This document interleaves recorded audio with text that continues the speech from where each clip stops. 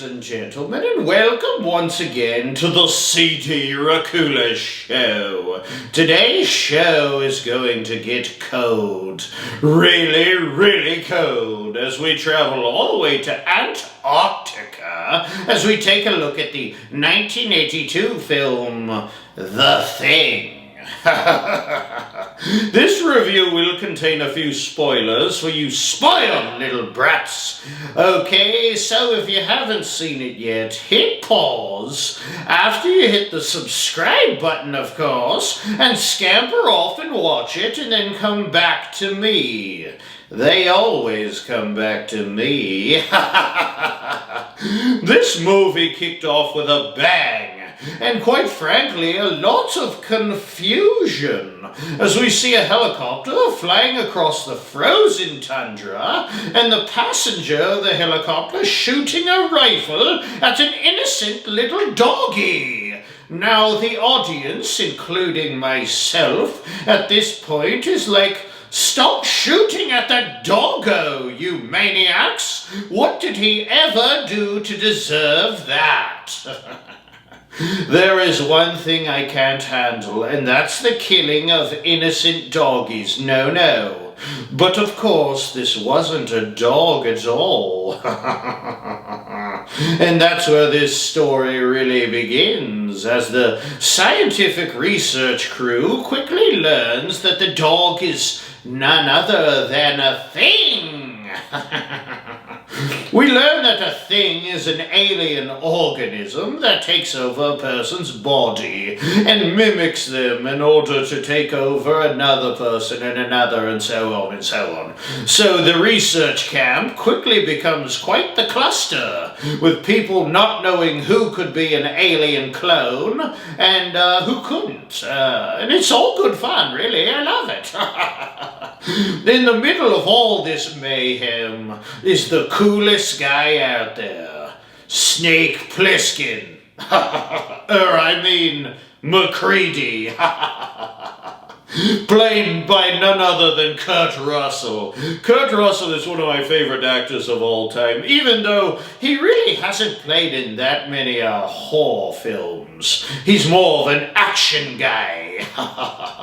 Oh no, I have all you action bros all riled up. Now here they come, all the Vin Diesel lovers. Oh geez. I do like him in Escape from New York and Escape from LA. And I joked on the fact that he was Snake Plissken and mentioned the character Snake before because I do believe that there are a lot of similarities in the personalities between Kurt Russell's portrayal of MacReady in this film and Snake Plissken in the Escape franchise. I also love Kurt Russell in the film Big Trouble in Little China.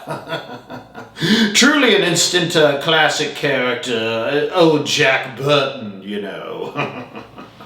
Before I move on from Kurt Russell and his character MacReady in The Thing, how about MacReady's hat in this film? I mean, it really stole the show. I mean, that thing is just ridiculously sweet. If anyone knows how old CD can get a hold of one of those hats, let me know in the comments. I'd love to get one, and maybe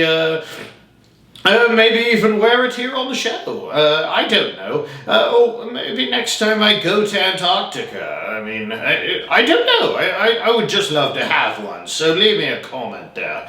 Speaking of Antarctica, how cool of a setting for a horror movie is Antarctica? It gets dark, it gets cold, and it's like the bottom of the ocean, kind of like uninhabitable, really, and not a place that many people have ever explored, so it's perfect in that way. And I like the way in this film that they did a lot of scenes with the flares and whatnot, just giving us a really eerie feeling with the red glow of the flares, lighting up people's faces who could or could not be things. The Thing was directed by the one and only John Carpenter. And I go into a little more detail about him in my episode of the CD Racoola Show on the aptly named film John Carpenter's Vampires. You should check that episode out, John Carpenter's Vampires. And maybe give it a little like, if you have the time. Only if you have the time. John is definitely a goat of horror, and I can go on and on about that man all day, but I just don't have the time. Old Vampy's got a vamp, you know. Busy, busy night. This film had a great cast, and some of the highlights for me were, of course, Wilford Brimley, who played the good Dr. Blair, who got locked out in a shed for most of the film. Imagine that, spending the whole film out in a freezing shed. What fun. Wilford Brimley, though he has been in many memorable roles, I always remember him for his diabetes commercials. If you remember those commercials... Oh, sorry, I shouldn't laugh. He always pronounced diabetes as diabetes. Sounds more like a name for some Greek god of fast food or something. The Greek god diabetes. Here's an AI rendering I did for funsies of what I would consider the Greek god diabetes. And here's that same rendering with Wilford Brimley's face on diabetes. Okay, enough of that silliness here. Keith David, also in the film, playing the character Childs. Keith David has been in way too many things to name, and I'm sure you've seen most of it. But I love him in the film They Live. Also directed by the great John Carpenter, Keith David had an epic long fight with Roddy Piper in that movie. If you have time, be sure to check out that fight on YouTube somewhere. It will be well worth it, you know, trust me on that. It is a long fight. Keith also voices the president in the animated series Rick and Morty. Speaking of Keith David's character Childs and Kurt Russell's character McCready, they are the last two standing at the end, so it seems. I have seen a lot of debate out there on who of the pair of them is a thing and has been infected, or are they both human, or are they both infected things? There are just so many theories out there on this. Some say Childs isn't a thing, because there's no vapor coming out of his mouth, or rather is a thing, when breathing, or that he disappears for a while, and then others are in the opposite camp, proclaiming McCready to be a thing. You know, there's lots of opinions out there. But this is my personal theory, and because you're watching the show, you're gonna have to listen to it. I actually think they're both infected. I think they're both things, you know. I mean, they just aren't really in any hurry to get out of there, it seems. They said that the infected creature would just sit there and freeze itself until it was found by the rescue crew. So they just both seem very content, almost a little too content, to just sit there and freeze to death once the fires around the camp die down. Also, if one was a thing and the other wasn't, why wouldn't they just attack the other guy? I don't know. What would be stopping them? Unless they were both things, you know. Anyway, that's just old CD's theory on that. Just curious, and fire off a comment down below on your own theories on who could be the alien monster or not. You know, it's up to you. This movie had some really sweet special effects, and not just for the time either. I really do enjoy the special effects even to this day. Rob Bottin, or Bottin, however you pronounce it, sorry Rob, was the guy who took the special effects lead for this film and has worked on some absolutely amazing projects that were heavily using his expertise. Bottin worked on The Fog, also directed by the GOAT John Carpenter, by the way, as well as RoboCop, Total Recall, Seven, Fight Club, and The Howling. Oh, the list goes on for him, but the funny thing about this film is that when it came out, people actually gave The Thing poor reviews because the special effects were too gruesome. Ha!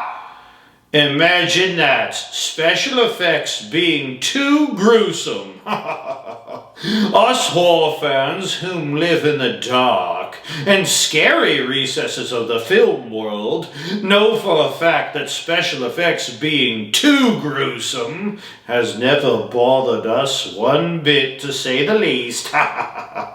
Oh, this film has had multiple subsequent films, including the sequel Prince of Darkness and In the Mouth of Madness. John Carpenter calls these three films the Apocalypse Trilogy, so there you go, have it there. 2011 prequel film that I really liked also, called The Thing, as well, follows the team who initially discovered the alien, the creature, whatever, and further explains the helicopter and the shooting at the poor doggy poo in the beginning of this 1982 film. Comics and video games were also involved in this franchise. All in all, aliens taking over humanity has been done before, to say the least.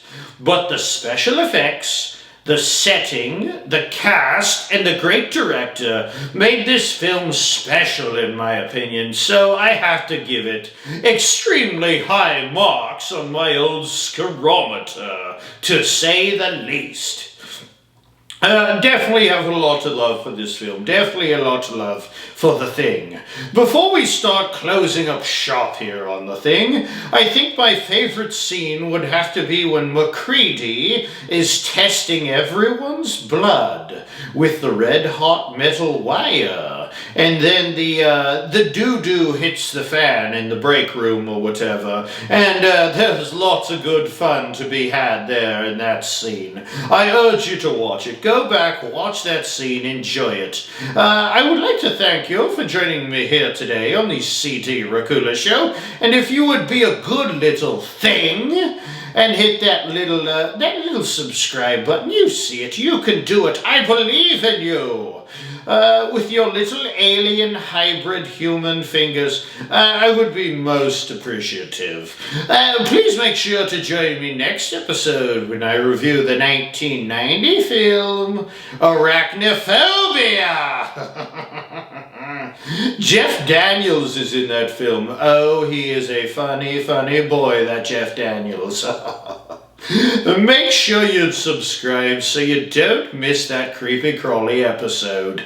So till next time, my little blood bags, you better check and double check on your friends and loved ones, because there's no telling who may be a thing.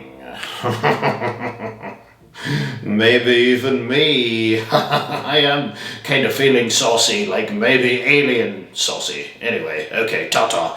Bye-bye, bye-bye now, ta-ta.